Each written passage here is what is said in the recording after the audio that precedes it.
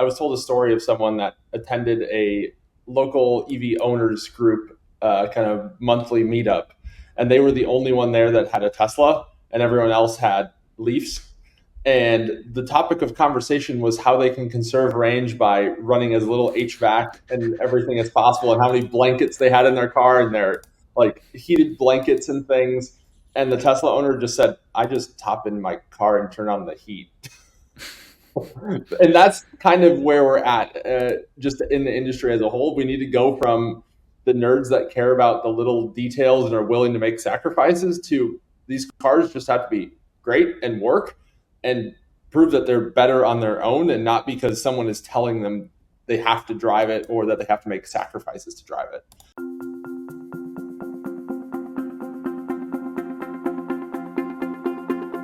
All right, hello everyone. Welcome back to Out of Spec Guide. I'm Max, and I'm joined today by my friend and colleague Brandon Flash. Hello. Hey, glad to be here. Yeah, glad to have you on. So, Brandon, I don't know if you heard, but it was National Drive Electric Week last week, and there were a lot of local events and things hosted, like these kinds of opportunities for people to try electric cars out. I attended one of them in Colorado. You attended one where you live in Charlotte, North Carolina. And by the way, Brandon, we haven't introduced you yet on this episode. People may have seen you in Out of Spec before. If they haven't, you work in the EV industry at Circle K with charging. You are an EV enthusiast. You live an EV lifestyle. But Brandon, you went to an EV event last weekend, right? Yes. Yeah, I went to the Charlotte National Drive Electric Week event. I've been going to these kinds of events for probably about 5 years, even before I owned my own EV and even when I had my old Chevy Volt, just a plug-in hybrid. But it's been pretty interesting to see how these events have evolved over time. And we'll talk about that a little bit here. But they've kind of gone from very obscure to a little bit more mainstream, but still kind of an obscure event, even though the cars are going mainstream. Yeah, absolutely. It's like there's a niche that these appeal to, but as EVs become more and more mainstream, the question is like, how do these events actually serve a purpose, and where might we actually, get more people into EVs? So if you're curious about attending an EV event, or you're in a position of like, you're interested in EVs and you wonder where it goes from here, I think we're gonna have an interesting discussion today about just like how mainstream are electric cars for like non-nerds like us, and what kind of exposure can people get to them easily through events like this and through events that may be similar but a little bit different than what we've been seeing over the last 10 years of EVs becoming, more and more common in the US. Yeah, I mean, I think they first started off and it was a handful of Tesla Model S's, Nissan Leafs, and whatever other strange electric powered things existed at the time. And we still see a little bit of that. And that's kind of cool at this point to see those weird old cars, but for a very different purpose than seeing the actual practical, everyday, mainstream ish cars that are coming out. Yeah, absolutely. I mean, the first generation of EVs were vehicles like the early, like the first gen Nero EV, the Nissan Leaf, vehicles that were interesting and efficient, but didn't really appeal to everybody because of like limited range or slower charging. And part of this was technological limitations at the time. Part of it was manufacturers figuring, oh, people want a car that's efficient and small and doesn't need a big battery. And what we've kind of learned from the last few years, that's not always the case. If EVs are going to kind of replace every vehicle niche, that we're going to need some trucks, we're going to need some SUVs, we're going to need ones to fill in more gaps. And National Drive Electric Week has a website, and I think it's really funny if you look at their like EV 101 page, they have like, what does an EV look like? And you can tell they have not updated this page in a while, so it's kind of an interesting time capsule of like what we were describing of like, before EVs are where we are now, you had like, this kind of page. Like this is, It's one some of page. these aren't for sale anymore. The Honda Clarity plug-in hybrid is not for sale anymore. Yeah, and I was even talking about some of the classics. They have at the Charlotte event, they had a Ranger electric from I think it was the early 2000s or late 90s, and then they had a Selectria, which is like a neon electric conversion kind of thing. So that was that. So kind of cool to Yeah. see those real throwback EVs Yeah. before any of the even pre-mainstream EVs. Yeah, it's cool for you and I as EV enthusiasts in the same way that it's cool seeing someone like resto mod or like convert a existing car into an EV. But like the world we live in now is, I think, one many people watching this video just through self-selection probably have had some exposure to EV. If you're interested in EV, it's easier than ever, right? Like Hertz will basically just throw you the keys to an EV rental in some cases, whether you like it or not. Uh, and then like you've got Tesla, of course, doing all of these price cuts and incentives, and Model 3s and Ys seem to be the like standard rideshare vehicle of choice everywhere. So like I feel like a lot of people have some exposure to EVs at this point, which brings the question like, what can these events do to kind of like get us as enthusiasts to preach to more than the choir of EV enthusiasts who already exist? Yeah, I think it's really challenging because a lot of these events, they generally don't have much of a budget, if at all. So they can't really promote it a whole lot beyond just the natural channels of kind of the organizers themselves. So it becomes a lot more challenging. A good example of something that's done pretty well is the Blue Ridge Parkway Drive. So that was kind of the Asheville, North Carolina event, and that happened this past weekend as well. Unfortunately, I couldn't make it to that one. It's a bit of a far drive, and I had some other stuff going on, but they made it into a whole weekend. So it was a drive on the Blue Ridge Parkway with your EV, as well as the uh, Drive Electric Week show event the following day. So you could kind of make it a fall getaway, see the fall colors on the Blue Ridge Parkway, talk to EV owners. They were gathering food for a food bank. It was just kind of a good community event, and it was at Asheville outlets where people may be naturally, so that you can actually get some of the general public to come over, start asking questions, checking things out. And I think that's kind of a good opportunity for where these events can actually still have a place, is when you have kind of ad hoc events at an existing event. So, like at a farmer's market, at a mall, at like, I don't know, a community like street shutdown kind of event that happens over the summer, whatever. Uh, just somewhere that people are already that aren't EV owners. Because we can talk about EVs all day to each other, and that's great. But that becomes kind of like a Comic Con kind of thing. You're not going to convert anyone. It's fun, and you're preaching to the choir.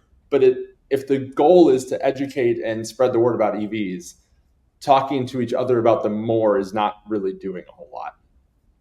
No, because if everyone who pulls up is in an EV in the parking lot, that's cool, right? It's like a cars and coffee for like efficiency Yeah. nerds and like green tech people, and that's cool. But like EVs at this point, I think we've established, right? Like if they're going to be the future of transportation on four wheels, then everyone needs to be in an EV. And I really like what you were saying, right? Like ad hoc events, right? Like combining it with the food bank donations, doing it in a place that's cool, like the Blue Ridge Parkway, like the same way that like a lot of right gas enthusiasts will drive cars through scenic areas and do drives that way. The event that Kyle and I and some other people from that Aspect team went to this last weekend in Longmont was, in a middle school parking lot on a Saturday. And yes, the mayor of the town showed up there and they had a speaker about energy efficiency, and that was cool. But that was, I think, the like archetype of EV events that are just couched in the formats of 10 years ago. And it's not what EVs are anymore. When people pull up, and Kyle made a point in that video, people have seen it on his channel. I'll put in the info card where, like, oh, there's too many Nissan Leafs and BMW i3s. We want like Rivians and Teslas and, the stuff that inspires people. I would make it more broad in the sense that, like, EVs can be affordable too. And those used EVs that you and I were talking about, like not the Sentra, but like stuff, or the Mitsubishi i-MiEV, but things like a first gen Nissan Leaf or earlier Chevy Bolts at this point on the used market are really appealing as affordable options. I think generally just having a diversity of EVs and a diversity of owners that show up to these are going to be cool. And like you were also mentioning, having a kind of model that like inspire, or it gets people to go there that aren't seeking it out actively. Like right now on their website, okay, you can find local events near you, but you were saying, right, if you have it in like a shopping center or some place that's already like an established venue, yes, it may be more expensive, it may require more permitting. Obviously, it's a little bit more effort, easier said than done. I'm not an event organizer, but when you do things like that in a more public way, in more appealing areas, you're just going to get more organic foot traffic. Yeah, and I mean, when I worked at Tesla many years ago, we actually had a Model S on the floor of Mall of America, and the amount of questions we got was just crazy. And it was a completely different audience and completely different set of questions than someone that came into the showroom, even though it may have been the same car on the same day. So it really does kind of give you that illustration of, you have to get where the normal people are if you want to actually talk to normal people that aren't already seeking this out.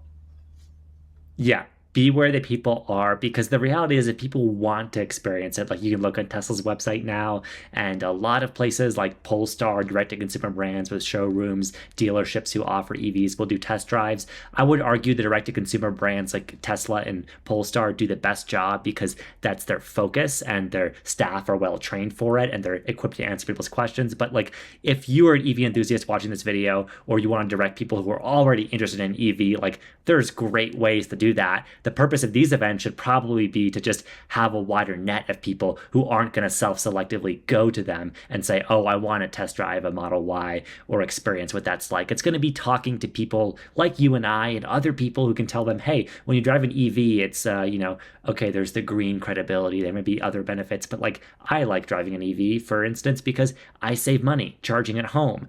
And I have this really nice one pedal experience in traffic, and I have a vehicle that I don't have to spend as much maintenance on as a combustion vehicle, whatever reason you may have. I mean, there's so many at this point reasons to like EVs, appeal to EVs, more niches they're going into, like Rivian in Colorado would be is very popular, and people are exposed to them. I think having a centralized venue where people can see like all manner of kinds of EVs and owners is still something valuable. And that's absolutely a niche that can be filled that like seemingly just isn't. I mean, it's cool that you mentioned the Blue Ridge Parkway event, and there's others going on. Like I think this coming weekend, if someone's watching this right now, there is a one that's electric vehicle festival that's going to be on a racetrack. So Yeah, there's other kinds of like, yeah. Dominion Raceway. It's just south of DC. Cool. So if you're in that Northern Virginia, Washington D.C. area, that's one that's happening. I think like kinds of ways to generate stoke and enthusiasm. Doesn't have to be like, oh, EVs are fast and quick or any one particular thing, but that's like one potential option, right? And so that's going to be the big appeal. And maybe also having like the kinds of set like you and I and Kyle and others in the EV industry have been exposed to events where people show up like at an overland festival with a Rivian that's fully kitted out with like a camping kit and stuff, right? Like that's for people who are overlanders and interested in that. Why not bring those kinds of setups to these mainstream EV events so that people can see that and be like, oh, I don't need to do that with a Tundra or an F-150. I can do that with an EV, and doing that with an EV might be cooler for reasons X, Y, and Z. So basically, like taking this world that right now is so much occupied by us nerds that we have so much knowledge of, and distributing it. Because right now it's like, okay, all of the nerdy discourse and the like use cases of 10 years ago of like, oh, this is great in your city, here's a free charge point, that's well covered. We need to cover the like extremes, the daily benefits that exist now, and all of that stuff to make this, I think, more appealing. Yeah, I think kind of a good example that this brings me back to is I was told a story of someone that attended a local EV owners group kind of monthly meetup, and they were the only one there that had a Tesla, and everyone else had Leafs.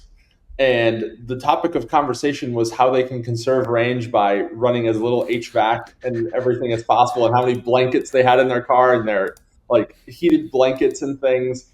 And the Tesla owner just said, "I just hop in my car and turn on the heat."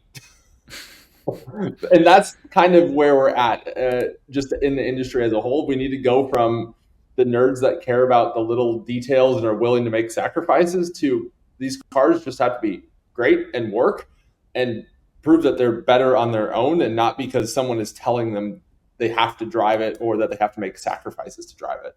And I think another example is that Rivian's doing a really good job with this as a brand with their spaces. So they had their Venice space first that they're kind of just creating community gathering areas that they're not really a product showroom. I mean, they usually have a vehicle shown, but that's not the main focus of that space. They're kind of making it as a community gathering spot. They're having like workshops or speakers or things like that, not even at all related to EVs necessarily, but just like general community education type things. Occasionally it might be EV adjacent, but it's just there for people to gather. And if they start asking questions about EVs, they have that opportunity to ask those questions and learn and experience Rivian and their brand. Yeah. And that's one thing, of course, Rivian is buzzy and trendy and their vehicles are expensive. But like you were saying, Brandon, it doesn't need to be like an immediate would-be buyer of the vehicle to kind of have that experience and be inspired by it. If someone goes into like the same way that, let's say, you or I have an Android phone or something, we go through an Apple store, right? Like you're not going to be kicked out or whatever. You still get to experience the Genius Bar and those other things. So like I think the role of these premium flagship, more appealing brands can be, and this is what they're, like Rivian seems to be doing a good job of executing, is helping to promote that. And it seems like the role of the third party EV events should be like doing that in a non-brand specific way, but co-opting this model of like, okay, you've got like cool, appealing retail in places that people want to be at times that make sense, not in a middle school parking lot. Again, not to be like overly cynical, but it's just like you have to reach people, right? You have to be where they are going to be naturally with foot traffic. And then, of course, I think just doing a better job of presenting all these resources that are out there, like the US Department of Energy has a website with state laws and incentives. I've banged on about it in a few out of spec guide videos. But like these kinds of resources, I mean, look at this website, Brandon. It's cool that it exists. It's cool they have this tool, but there should be like a person or some interface or some kind of thing in an event that could like explain this to people. Like instead of someone having to go to this website and say, oh, I'm in Colorado. Okay, let me navigate this tree of links to find the rebates I'm eligible for. What if someone just happened to stumble upon someone who could tell them all about this? Here's the links that apply to you. Here's a QR code. Scan this right off the bat and get them familiar with the fact, like in Colorado, they can save $12,500 right off the price of an EV. Like things like that. That's what we need. Not someone needing to know that they have to go to this and find it and finding a bunch of Nissan Leafs in a parking lot. Yeah, and filtering by technology slash fuel and filtering by utility. I mean, hell, this would be overwhelming for me as someone that knows what I'm looking for, let alone someone that's borderline uninterested but is considering it. And that's why Tesla has all their own websites for all of these kinds of resources. They've packaged it in a much more appealing way. They have there's an incentives page somewhere on Tesla's website that will tell you all of the incentives that your area is eligible for and make it very pretty, if you will, for you. I think Yes. if you go to the build page and then build one, it'll tell you incentives based on your zip code. Yeah, and of course it'll tell you whether your eligible model is kind of what incentives it'll have based off how you've chosen it. So like Tesla does a good job of publicizing that. It totally makes sense that brands would do a good job of publicizing it. The gap is kind of on dealerships and institutions, right? That like right now it's almost like, are they even trying so hard to sell EVs? Are they educated about EVs? I'm not, not all dealers, but a lot are kind of missing this really important piece. And we're seeing brands for this reason. I think Brandon, like Ford and others, move forward with, okay, what if we just let customers go online and find resources? And GM has their live EV events now, I think, where they're trying to teach people about like EV charging and how to live with an EV, kind of doing the role of like things like we're trying to do, like your channel and my Yeah. channel, like an spec guide. And like as YouTubers and influencers, we're doing our best, but it feels like the rest of the ecosystem can do better. We can't just like, it can't just be Rivian and Tesla leading the way here, because then everyone's going to think that EVs are Rivians and Teslas, which are cool and appeal to a lot of people. But there's so many benefits and diversity to this ecosystem that I think could be better organized and more appealing to the average person. Yeah, I totally agree. And I think the sales numbers for both Tesla and Rivian really illustrate that what they're doing is working and what a lot of others are doing is not working so well. Dealerships just have really high turnover. They're kind of a revolving door of salespeople, and it shows. And EVs actually do have some kind of an education front that you have to actually be knowledgeable and sell them and teach people properly. And we see that every time a Chevy Bolt plugs into a 350 kilowatt charger, that's probably a case of a failed opportunity from the dealership to educate. Absolutely. And of course, brands like yours, where you work, I know you're working very hard and your colleagues at Circle K to Yeah. like say, okay, we're this established presence. We have gas stations, we have convenience stores. Now we have EV charging stations. We're going to actually work hard to promote like EVs actively. This is an ecosystem thing. everyone can do this. It can be dealerships, it can be the charge point operators, it can be energy companies, because energy companies, I think by now, have wisened up and realized EVs are a huge opportunity for them. So, like, I would love to see XL Energy in Colorado, for instance, or I would love to see like more, just more third parties who aren't directly the brand selling the cars themselves have a stake in this, because they do have a stake, so they might as well act like it and just get consumers more excited about the vehicles. Yeah, I get a lot of ads from my local utility, Duke Energy here. So maybe that's a result of just my traffic patterns that I'm getting targeted for all those ads. But hopefully, other people are seeing those ads, and it's talking about the incentives that you can get for installing home charging and how easy and affordable it can be. So hopefully, those are getting out more broadly than just targeted EV nerds like myself. Yeah, absolutely. I mean, I'm no surprise. I get similar stuff too, occasionally, but yes, I hope that those are going out more broadly. More money is being spent on campaigns like that. This is the kind of thing I'd love to hear from people on. Like, if you, in your state, in your municipality, in your town, like, if you've been exposed to like creative kind of branding or advertising that like gets you into not just like buying a specific EV model, but learning more about EVs and like why EVs are actually cool, then I'd love to hear about that. Like, do leave that in the comments. I think that's a lot of ground we covered, Brand, today about like, hopefully a model in Rivian and Tesla and companies like that of what these events and these experiences can be like, and hopefully inspiration for how they can continue to grow and appeal to all kinds of people, all kinds of customers wanting all kinds of cars. Because there's going to have to be a lot of different kinds of EVs. And right now, these events just appeal to such a narrow niche. Yeah, and I think eventually these are just going to become like cars and coffee type events that they'll still exist probably because we're nerds and we like to talk about our cars, but they're not going to become a mainstream event. So it's important to kind of maybe branch them in parallel because it's good to have the nerd fests and it's good to have kind of the mainstream, more education type events, and they can both coexist. Absolutely. People can see, the old classic EVs and the other kinds of things and get enthusiastic. And you can also have the ones that are going to be more mainstream. Like you said, there'll be more of a diversity of these, and they don't have to exist solely to be about EVs. They can just include EVs and exist and include enthusiasm for them. And yeah, super cool. So if people want to like learn about the event you went to, of course, you are very public on LinkedIn. You have your own YouTube channel, so people can check that out, where you document, what's going on in your life with your EVs, and of course what you're doing at Circle K. But thank you so much for joining me, Brandon, to talk about, I think a topic that's so important and that is just unfortunately we're not seeing much progress on everywhere. I'm glad that the event you went to in Charlotte seemed to be more of like a good time with like lots of nerdy stuff, lots of like just intriguing stuff. But I want to see that model replicated more and more everywhere. And I just want to see more of these events. National Drive Electric Week. Why is it 1 week? Why? It's like Earth Day. Like, okay, that's great. This seems like the kind of thing that we should be year round. Yeah, I agree. And I think another thing that set the Charlotte event apart is that they had a lot of local support. So they had the city of Charlotte with a bunch of their electric fleet vehicles. They had local EV companies like Alpatronic and Atom Power. They had Wells Fargo and quite a few other things. They had some food trucks. So it was just kind of adding to the appeal of why you should come there and like people to talk to, things to see, which beyond just the EVs themselves. Yeah, institutional sponsors and companies can absolutely do their part to help with this, as well as, good involvement on the town's part themselves, in, cultivating an atmosphere where people want to be.